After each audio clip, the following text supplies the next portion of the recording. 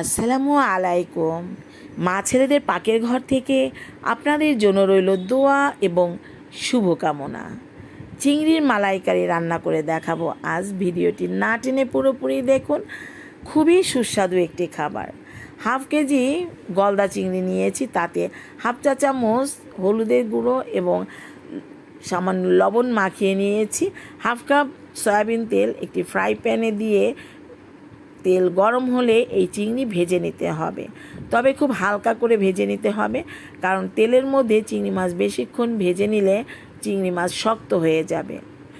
চিংড়ির মালাইকারি, অতএব এখানে নারকেলের দুধ প্রয়োজন, কিন্তু আমি নারকেলের দুধের পরিবর্তে ডাব নারকেল নিয়েছি। এবং ডাব নারকেল নিয়েছি, যে ডাব নারকেল সফট থাকে, আমি ব্লেন্ড করে নিয়েছি।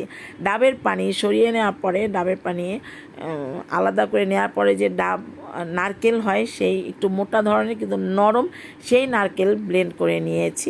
এবং একটি কড়াইয়ে আন্দাজ মতো তেল দিয়ে, অর্থাৎ কোয়ার্টার কাপ তেল দিয়ে, তাতে 4 চা চামচ পেঁয়াজ বাটা, হাফ চা চামচ রসুন বাটা, 1 চা চামচ আদা বাটা দিয়ে কষিয়ে নিয়ে তাতে একটি তেজপাতা, 2টো এলাচ এবং 1 খণ্ড দারুচিনি দিয়ে, তাতে 1 চা চামচ করে ধনিয়ার গুঁড়ো এবং জিরার গুঁড়ো দিয়ে, 2 চা চামচ হলুদের গুঁড়ো, 1 চা চামচ লাল মরিচের গুঁড়ো দিয়ে, একটু পানি দিয়ে, কোয়ার্টার কাপ পানি দিয়ে মশলাগুলো কষিয়ে নিতে হবে। কষানো হয়ে গেলে, অর্থাৎ কাঁচা গন্ধ ছেড়ে গেলে, এর মধ্যে এই যে আমি ডাব নারকেল যে ব্লেন্ড করে নিয়েছি তার অর্ধেকটা দিয়ে এই মশলা কষিয়ে নিতে হবে। এই কষানোর সময় পরিমাণ মতো লবণ দিয়ে দিতে হবে। এবং মশলা কষানো আমার হয়ে গিয়েছে। এখন চিংড়ি মাছগুলো দিয়ে, যে ফ্রাই প্যানে ভেজে নিয়েছি, সেই ফ্রাই প্যান ধুয়েই একটু পানি দিয়ে দিতে হবে। হাফ কাপ পরিমাণে পানি দিলেই চলবে। এবং তারপর ঢাকনা দিয়ে 5 থেকে 10 মিনিট এই চিংড়ি মাছ কষিয়ে নিতে হবে। 5 থেকে 10 মিনিট কষিয়ে নিতে হবে। ফাঁকে আমি ঢাকনাটা তুলে কাঁচামরিচ দিয়ে দেবো। কাঁচামরিচ আমি চিড়েও দিতে পারি।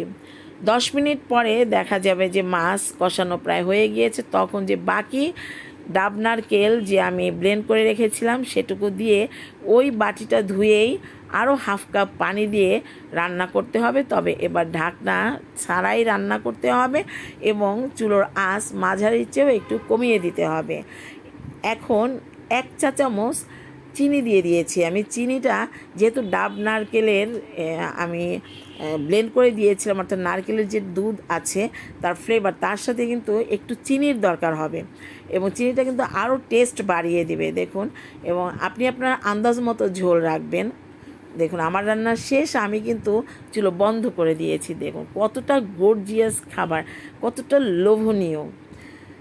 অতিথি আপ্যায়নের টেবিলকে কিন্তু খুবই গর্জিয়াস করবে, এবং এটা কিন্তু খুবই সুস্বাদু, খুবই সুস্বাদু একটি খাবার। আপনারা রান্না করে খেয়ে দেখুন, পরিবারের সবাইকে খাওয়ান, এবং ভালো থাকবেন, সুস্থ থাকবেন। আল্লাহ হাফেজ।